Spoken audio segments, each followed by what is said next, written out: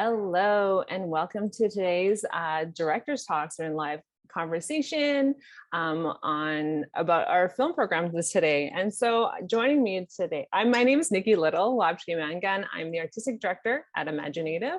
I am wearing one of our Hunter Orange toques today with the imagineNATIVE glyphs. I actually have orange hair and some orange earrings, and I'm wearing a black t-shirt, and I'm sitting in front of a white wall with some blurred background. And I'm going to be here for about the next 30 minutes talking with these two wonderful filmmakers and their work that was released today. So today actually is a program that is grounded in activism, and it is South, and it's a program that we just saw as a programming committee. All of these different movements and how our histories and the mobilization of different movements. And these two films in particular that you'll hear about today are around the 60s and 70s. So it's kind of an interesting timeline that we'll be able to focus on, but I'm really happy to be here to share space. And I just wanted to say thank you to Gayatri and to Annette for joining us, who are doing our ASL interpretation today. And if you're in the audience, please feel free to ask questions. We have Caitlin, who's our wonderful tech person right now, who's able to relay the messages to the filmmakers. So I think we'll just start with a round of introductions. And if you wouldn't mind just saying where you come from and a little bit about your film and your inspiration, that would be wonderful. How about let's start with you, Courtney. Hi, it's nice to be here. I'm Courtney Mentor. I'm Ganagahaga from Ganawage, which is just outside of Montreal in Canada. And I have brown hair, I'm wearing a yellow shirt, and I'm sitting in a room with a blue wall, and there's a bookcase behind me. And do you want to give us a little insight into your work and just sort of a premise, a little bit of a premise, and also the inspiration into creating this film? Sure. So my film is Married 2 Acts Early. I am Indian again, and I'm the writer and director. And the story follows Married 2 Acts Early, who was a Mohawk woman from my own community, Ganawage. And she's one of the women who led the fight taking on Canada to challenge sex discrimination in the Indian Act that impacted First Nations women and children, women who married non-Indian men, so they would lose their status and their rights. And how about you, yourself? Aloha kako, my name is Aina from Waiau, Hawaii. My film, I'm the writer-director of Hawaiian Soul. Hawaiian Soul is a short narrative film based on the life of George Jarrett Helm Jr., who is a Hawaiian hero, activist, musician, that used his voice to inspire kind of a revolution of consciousness with our Hawaiian people during the 1970s, and kind of rekindled this Hawaiian sense of pride that we had long kind of forgotten or felt ashamed about being Hawaiian for a long time. And he kind of gave this empowering movement, and also was the spearhead in stopping the bombing on one of our islands, the target bombing by the military on one of our islands called Olave. I'm got black hair and a black beard. I'm wearing a Kaho'olawe shirt right now, and I'm in my living room with a bookshelf behind me. Welcome, both of you. And Aina, is a great way to actually maybe start the conversation is thinking about voice and thinking about sound, perhaps. And your film, certainly Hawaiian Soul, has such a beautiful, the way you bring us into the film with song, and then also you take us out with the original song, and it's stunning. And just I think in some of the conversations that we've been having this week, and understanding how stories are carried, through oral tradition and through song, in terms of our connection to land, our connection to culture. I was wondering if you could maybe speak to a little bit too about that and what drew you to that story. No problem. Thank you. George is more well known, I would say, especially in my generation, for his activism when he stood up and started speaking out against kind of the policies and really doing the work of stopping the bombing, which was, monumental. Faced up against the U.S. Navy and won, which is pretty rare for our Indigenous, communities. But what a lot of people don't know, I would say, is his passion for music and his talent in music. And so really with this film, I wanted to make music the anchor so that this is the foundation kind of for his life and his essence and why he found pride, sorry, in our aina, in the land, and what often Hawaiian music does is kind of share our love for things via the land. So even if it's about, you know, a couple or another person, it's about the visualization is of the land and kind of these features that this particular land has that perhaps this like particular woman is from. And so I thought it was really, as our journey of kind of learning more about him, I could feel kind of that he found this love of land through his love of music. And so wanting to kind of bridge those things and kind of give insight to if this is his origin story, why he basically risked his life to save Hawaii and stop the bombing. I love that there's so many special moments in the film where, you know, he's learning and he's maybe, you know, I would say maybe early to mid-career in his education, his musical education. And so that moment is like, you have to like honor the song. And this is like the power in the song. And I found that just to be such a pivotal moment. And then also being able to know a little bit of the history. I got to visit the Honolulu Biennial a couple of years and to hear the history of, you know, the story in the garden that the princess was talking about at that time. And I think that's a history that not a lot of people, you know, really widely know about. And I was so happy that like through song again, he was able to make that connection to land in a really empathetic, heartfelt way to be able to convince the folks in the church, you know, who maybe were skeptical of why they were wanting to do this change. And so I just wanted to, maybe if you wanted to speak a little bit about to that as well, because there's so many histories coming together there.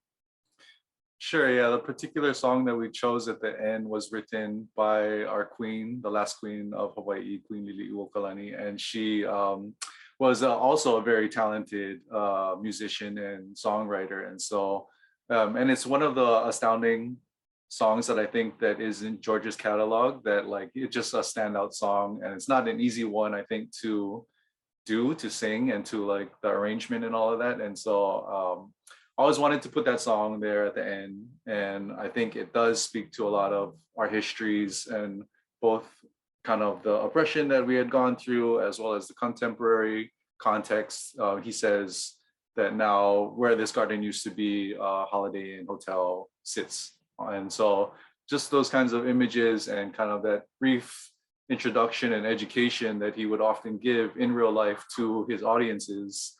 In this moment at the church, he's able to kind of, bridge the sentiments of what we've gone through, where we're at, and the power in music and connectivity and mana, basically the power or the essence of all of us that we have to our land and how we still are wanting to protect those things, you know, because day by day we're losing them.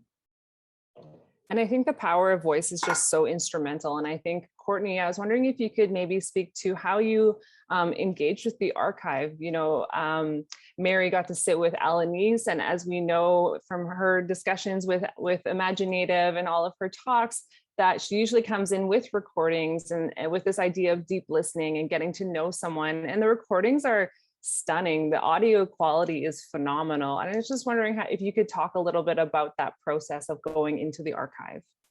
Yeah, I mean, that's really what started the film. I mean, there's so little out there on Mary 2X Early and on all these women who fought for our First Nations women's rights in this country.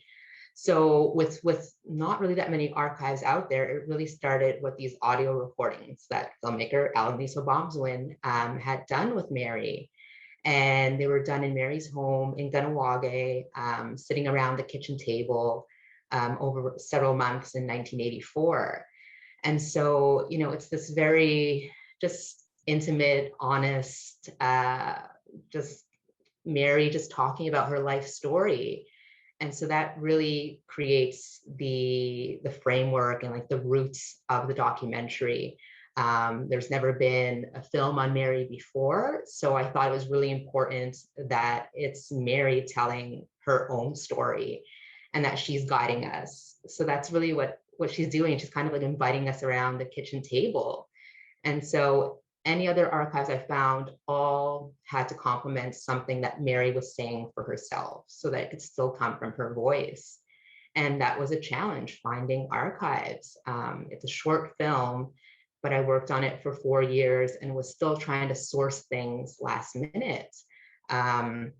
There's nothing, there's no like wealth of archives, photos or videos in our national institutions or in our media. She was very active from the late 60s to 1985 was the first change in the Indian Act. And so she was always in the media, but our media institutions didn't keep this either. So again, to me, that's always really telling about, what history matters in this country, who gets to tell our stories. So that's why it was so important that it comes from Mary, gathering archives from her family, from people who knew her, and then just trying to, emblematically tell the story as well through other imagery. Like I used some Super 8 footage from my own community that someone else had taken. And again, people in my community will, recognize some of those spots and some of those locations. And so I think that's important to have those connections to your own community as well in our storytelling. Definitely. And I think that community knowledge is like so so embedded in your work and in this work in particular. And it's just so, I really do love how you also gather, with younger generation around a kitchen table, you're beading, and you're talking about a different context. And I think that's also quite key, as I'm really, happy and fortunate and honored to be working at imagineNATIVE. And it's for me, the most important part are those aspects that both of you are referencing, these stories and these movements that, have happened, and these big folks in our community who maybe started off like through something they loved, at the end of the day, like the love for song, the love for land, and then the love for community and your own identity, to be able to fight for that and to see that perseverance over a number of time. And especially for us looking now back on that context of like the 60s to the 80s and what was happening then, is really quite radical, and is really important for us to see all of that. And you brought up a couple of things I just wanted to actually ask you about as well, was your choice, and you spoke to it a little bit, around your animation and perhaps like your, bringing Mary into your kitchen, perhaps through, I don't know if that was a layered moment there, but she was sitting at the table to create that intimate connection with her. Was that a conscious decision with that? Yeah, it definitely was. So that was Mary's kitchen today, because her house is still there.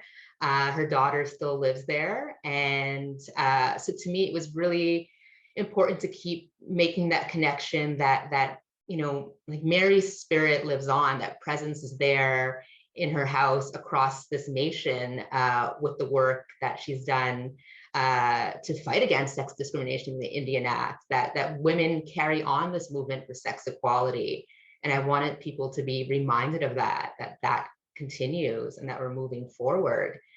And also, that's also why I decided to gather around the kitchen table in Mary's home with Jody Callahoo Stonehouse, her daughter Isabella, both from Edmonton, and Mary's son. There's that big connection to Edmonton because so much of the work happened there. Indian Rights for Indian Women, that was the hub, Edmonton, and then Mary and Ganawage as the vice president. So I thought it was important to bring two women who have been positively impacted by the work, to come to Ganawage, to sit and listen to these recordings for the first time. So it was the first time they heard it, the first time that Mary's son, Ed, had heard the recordings. And so we were really experiencing that together.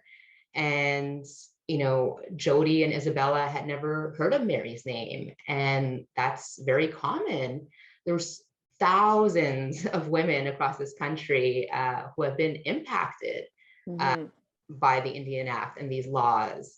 But they still don't know, the backstory of the changes that have happened. And again, because it's been kept from us.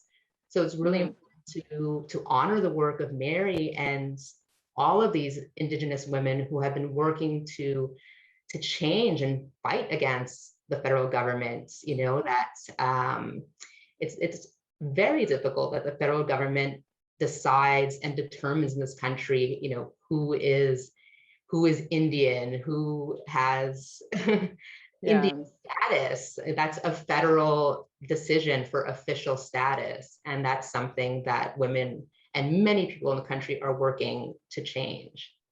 Definitely. And I think as a mother myself, you know, I often think about that as my daughter. So I really appreciated the generational aspect that you brought into the documentary. It was really important to see all of those different voices coming together, and really brought forward some really interesting notions of time. And I think for both of these films, actually, time is an interesting thread, especially maybe Aina, if you could talk about how you did the transitions and also how you casted George throughout, because you know, there's some beautiful ways that you've moved through time in his story, and also just like, how was that casting him through the different years? Yeah, because, you know, we wanted to share a big portion of his life. He passed away early, unfortunately, and so we wanted to find kind of our main adult George, and luckily found him through Kolea, who's like a kalo farmer, a taro farmer, someone that like doesn't do acting at all, but just had the heart of George and kind of has lived the experience that I think George wanted for us in terms of connecting to our Hawaiian foundations. And luckily, his son is about the age that we were looking at, and so he got to play young George. And the two of them, we were rehearsing like on their taro patch on their farm and stuff. And so it was really cute to have, I think for them at least, to have a bonding experience, but to also kind of, reconnect to who this person was. I think really similarly to what Courtney said about Married to X early, is that not a lot of the young people know who George is these days. And so this was an opportunity for us to introduce him to that generation. And we decided to use like narrative as a way to hopefully bring them in, I guess, and want to learn more, because this is really just an introductory piece that allows you to dive deeper into his story and learn more through the resources that exist about him. And so when it was doing that, we were trying to at least honor his look, which was easier with Kolea because he looks really like a lot like George. And had some musical background. And then like our teenage George, Kaula, he has, his dad's a musician. And so a lot of these folks are musicians, and this is a musician's movie. We wanted to make sure that we were doing that correctly, that like they're playing the right chords and they're not just faking it and stuff. And so all of those things, that we wanted to make sure that this is not just a movie, just a narrative, just something that we just kind of threw out there to like put out there, that this is possibly, people will take this as the real stories, and a lot of them are real accounts. There was an interaction with him and his hui that went to meet with the elders in Maui, him seeing the bombing from his homeland, all of that stuff actually happened, maybe not in as dramatic a fashion, but those are the things that actually happened in his life that people can kind of at least retell or recount on. Sorry, I don't know if I mentioned everything that you were asking, but I think it was a fun, process in getting the right people. I think the whole thing casting wise was like, we knew that non-actors or more community, it was going to be more community than it was going to be the acting community. And once we decided that, then we were just looking for, you know, the one person that might know the other person. And that's very like, you know, Hawaii, and I would say Indigenous community style, where it was like friend of a friend. And it actually brings me to my next question around community. And Courtney, I was wondering if you could maybe speak to, you know, you talked about that this film took 4 years in research and development and creating. And how do you build your team that you work with, or your supports that you work with? Certainly, again, for pre-production or production. And then also, did you screen this film in your community? And if you can speak a little bit to that.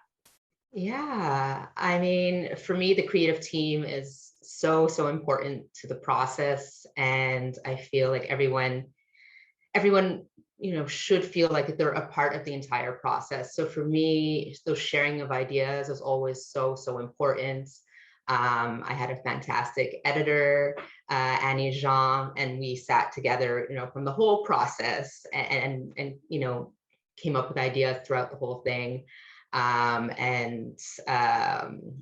mean, there was also so many women who worked on the project. It was predominantly women, which was also really beautiful. The crew as well. So the time that we spent at Mary's home, it was, just all of us there, an all women crew being there, and including people from my community working on the film. So that was important for me as well. And then, yeah, I mean, the music as well was done by Alaska B and Ange Loft, Melanie McIver, had played the viola for some of the music as well. So again, having these, these team of people who were able to give feedback on the film as a whole, to see how they could contribute. I mean, that to me was really important, that everyone's voice was heard and that they're all part of the process. And I know you asked another question about my community. Yes, so it was so important for my community to be able to see the film. And with COVID, that obviously created challenges. So we did a virtual screening, and I think it's the first time that there was kind of this, more like private community virtual screening. And it was something that we did just before the film went off to Hot Docs. And again, because I think it's so important that the communities that we're filming or depicting get to see the film first. And even before the community screening, everybody who participated directly in the film got to see it along the way. So if they had any feedback they wanted to give. So that's always really important to me. And I really can't wait for the chance to have an in-person screening with my own community. We haven't been able to yet. And there's also a Mohawk language version of the film. So to be able to share that with the community, since so many language speakers worked on that version too, it's going to be a really incredible experience. I did have the chance through the Edmonton International Film Festival to screen. The first in-person screening was in Edmonton a few weeks ago. So that also was very special, because that's the second home to the film. It's Ganawage and then it's Edmonton. So the participants there got to see it, and Nellie's family, because Nellie passed on last year. So it was important to come together and share that experience with everyone who's involved. That's so special. And it does remind me of a little bit when I think Mary says, or maybe was it where someone was talking about Mary, and if someone didn't show up to the meeting, they would go, and she would go to their house and to talk with them and to kind of connect with them about why they didn't show up, and still inviting them in. And I think that, the way you talked about your process and that collaborative nature, or that feedback, that reciprocal nature, is really resonant of those sentiments that she was saying in the film. I was wondering maybe if either one of you wanted to kind of discuss about, well, actually, maybe before I go there, I actually wanted to bring up Down on the Sidewalk of Waikiki. And you were the writer on that film, correct? And you actually starred in it as well. That's correct. Is that right? Yeah, and because that was my first year at imagineNATIVE, 2019. And that one also was about another artist in the community, Wayne, and the poetry. And I was just I thought that was really interesting that, I had got to experience your first film here that I saw, and then the second film here about another artist, another creative who's using the voice of their, the power of their voice to reflect on their land in a really personal way. And I was just wondering if you could talk a little bit about that influencing your practice. Yeah, I think it kind of happened where the Wayne Westlake, who's a poet and also kind of passed away early in his life. And so it was a chance to honor him and his work and give people access to this huge kind of bed of poems that he has that no one's really heard before. And when I was writing Hawaiian Soul, that I found a lot of similarities in terms of kind of this silent character building up to a climax, and then using his voice to kind of rally. And so I was kind of torn between maybe this is the same film, but also I do like the idea of us honoring these artists. Some of them are like my heroes, me being an artist, I guess, and also trying to find my voice through film.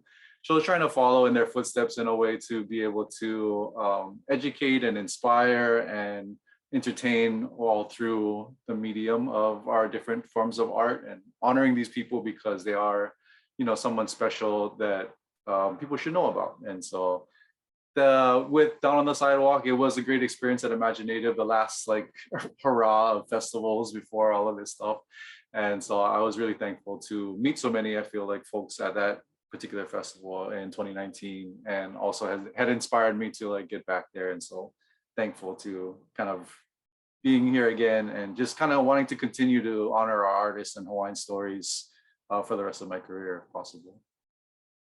Beautiful. And Courtney, I was wondering if, we do have various people who are in their careers, either emerging or mid-career. And I was wondering if you had any advice that you would give to an emerging person. And then also if there's been any, I call them art aunties in my world, but if you've had any mentors in your career so far that have really kind of helped shape your practice. Yeah, I mean, I think for me in my work, it's always thinking about the participants, to think in the long term that it's their stories that we're sharing.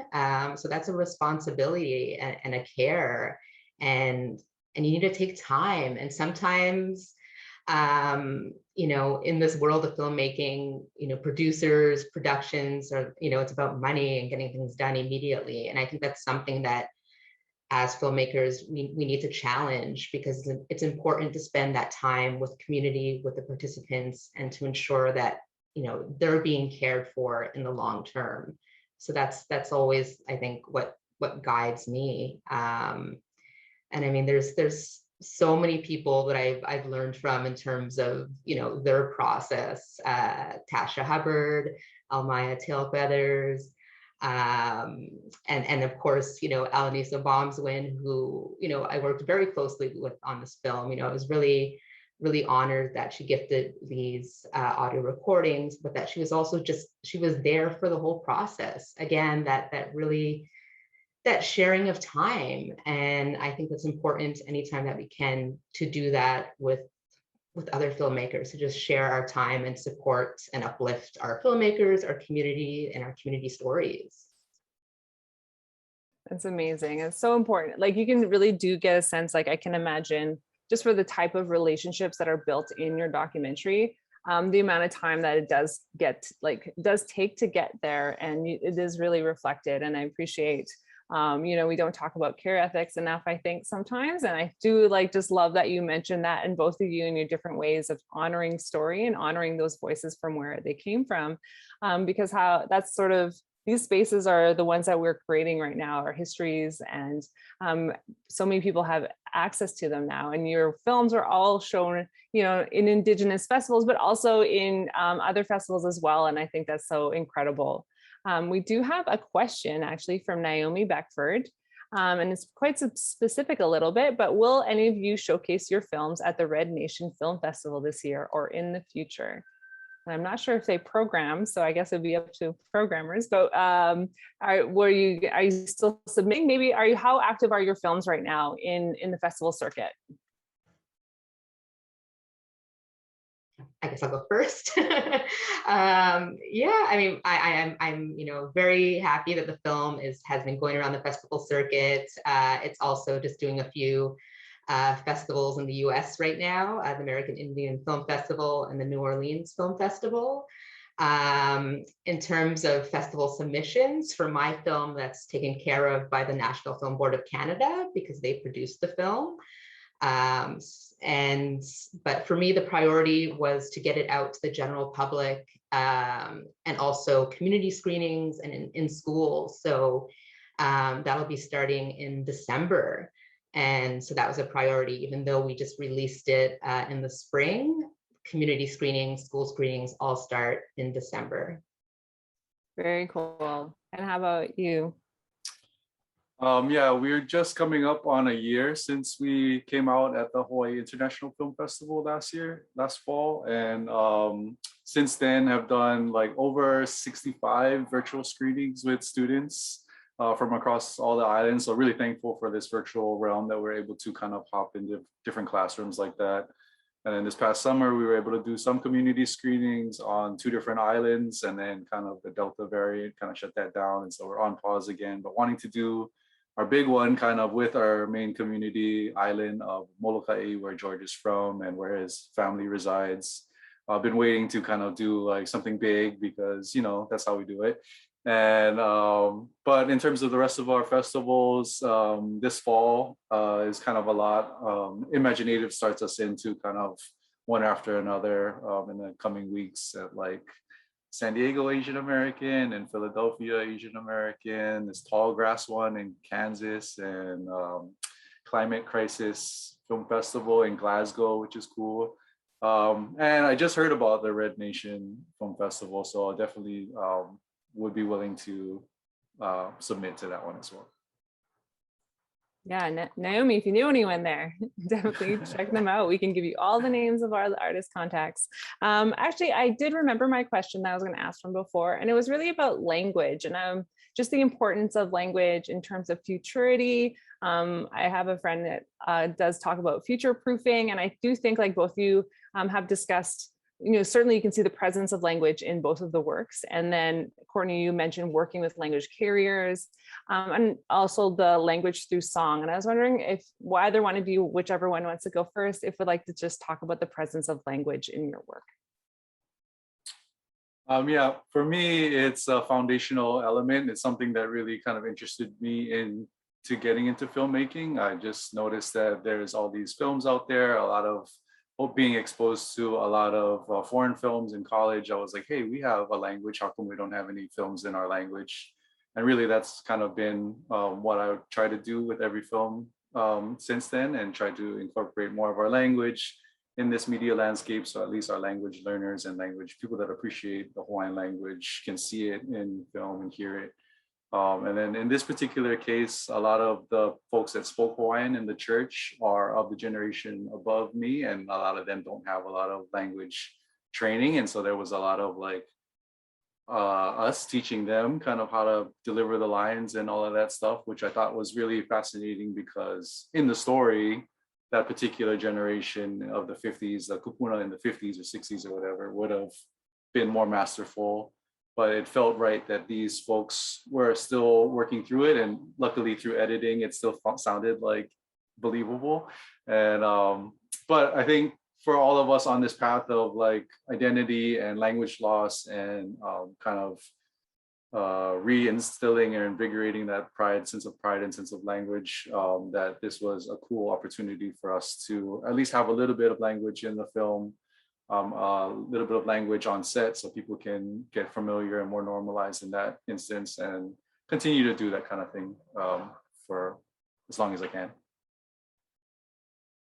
Yeah, it's definitely, I appreciated the moment where, you know, when they walk in and then they didn't know how to speak the language. And I just, you know, I don't carry all my language, so I can definitely had the feels for that. And then just, you know, George coming back and using the language in like a way that he knows how through song was so powerful. And I really, you know, liked how that made it feel accessible. And however we're going to try to learn our language, that you can find a way that you're passionate about and kind of build it off of there. And Courtney, what was it like working with all the different language carriers that you had to work with? Yeah, so I mean, for my community, Ganiageha Mohawk is the language, and I try to incorporate it in films, you know, anytime that I can. And for the Mary Tuak's early film, there's some subtle moments. There's a Ganiageha song that you hear during one part of the film. And then, of course, for the language version, for the Ganiageha Mohawk language version, it was important to create that and to really spend the time to do a really good job. So working with the translator from our community, and then working with, again, the language speakers from our community who could do the various voices. And so spending that time coming together and just really, again, taking the care to ensure that it's something that that our community members will want to hear and see and listen to. And that could also be a valuable resource in the future to teach and learn the language, because we have really strong revitalization efforts in our community. So it was important to not rush the Mohawk language version of the film. So that was really important. And I think just an overlying, theme as well, again, to Mary Tuax Early's work, this was everything that she was fighting for when she was fighting against sex discrimination, that connection to community, culture, land, language. And so many times those things and access to those kind of resources are tied to Indian status in Canada. So it's so important that we continue to fight for sex equality, because there's still racism and sexism in Indian status determination in this country. Yeah, definitely. Yeah. I just wanted to say something real quick. I've been to Ganawage because of the language, because of I was documenting the Hawaiian language originators, I guess, or teachers that kind of carried the language and brought it back in around that same time, the 80s, and we were doing a documentary because they had learned something from the folks in Ganawage. And so I just wanted to say that the language has been the bridge between our two Aina, and yeah, so thank you folks for that. Yeah. Amazing. That's a beautiful, I'm happy you shared that memory. And I'm also really stoked that you were able to have the time and the budget and the space to create that that version of the film. Is going to be honestly such a treasure for not only your community, but certainly everyone just to enjoy. And we're just kind of coming up to the end of our conversation. And I was just wanted to invite both of you to share some final thoughts with our audiences today.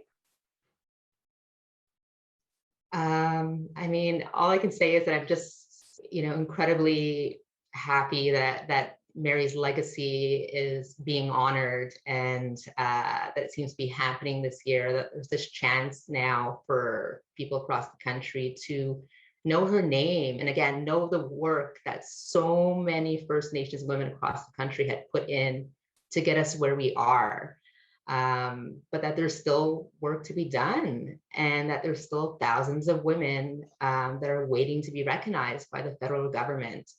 And so we have to continue the work, and that's why it's important to know this history and know the names of people like Mary Tuax Early, who have started this movement that so many continue to work on. Yeah, in that same vein, I wanted to mahalo the Ohana Helm that helped us and really gave us their blessing and guidance to share this story about their brother and uncle, someone that they love and we all love in Hawaii very dearly. And this is a chance, something that I mentioned earlier about a chance for more folks to learn about him. This is just kind of an introductory piece to hopefully be the bait and hopefully get more people interested into listening to his music, learning more about his activism. There's a documentary about him available on YouTube. And so there's a lot more to learn about kind of all of our, folks, just like Mary Tuax Early, that I don't know about, but would love to learn more about, and thankful to imagineNATIVE for allowing us to learn more about each other and our leaders, our heroes. We're so happy to have you both here. And these films are so important, as again to mention, and how sharing our stories and our histories and those names from where we say in our land acknowledgement for those that came before and those that are coming after. And certainly this is part of that work, and you are helping us honor those that came before and being able to name them and to honor their spirit and their activism that they've done for us. And I do say it's so fun to revisit these types of works, because once you start watching it, you find more Easter eggs of different histories, in the subtleties and especially in the ways that you're interacting. So thank you so much. They're so beautiful. And I just want to remind audiences, you have 48 hours to watch the works on demand. So please enjoy. This recording will be up again tomorrow, hopefully closed captioned. And also just to let you know that you can still vote for your favorite short film as well as your favorite feature film for the Audience Choice Awards. That will be announced later in the week. And please check out the website. If you have any issues at all, just contact that help widget. They're there for you. Everyone's super lovely there, and they're the fastest way to get information. So thanks for joining us today, and thank you too for joining us. And thanks so much. Hello. Yeah.